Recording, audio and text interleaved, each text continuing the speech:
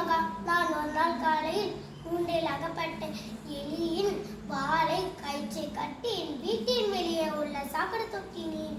அதை போட்டு போட்டு தூக்கி விளையாடி கொண்டே இருந்தேன். கொஞ்ச நேரம் கழித்து அதை விட்டேன். சற்று நேரம் கழித்து ஆற்றுக்கு குளிக்க போனேன். நீந்த தெரிந்தவரெல்லாம் ஆற்று நடுவில் நீந்தி விளையாடி கொண்டே இருந்தான். நானும் ஆசைப்பட்டேன் அங்கு போக முயற்சி செய்தேன். ஆனால் எனக்கு நீச்சல் தெரியாது. நான் தண்ணீரில் முழுகி மயக்கமாகிவிட்டேன்.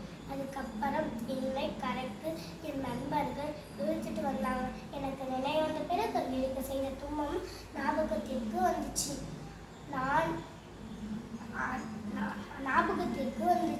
அன்று முதல் நான் எந்த உயிருக்கும் துன்பம் கொடுக்கிறதை நிறுத்திட்டேன். இதனைய வள்ளுவர், பிறர்க்கின்னா முற்பகல் செய்யும் தமக்கின்னா பிற்பகல் தாமே வரும்.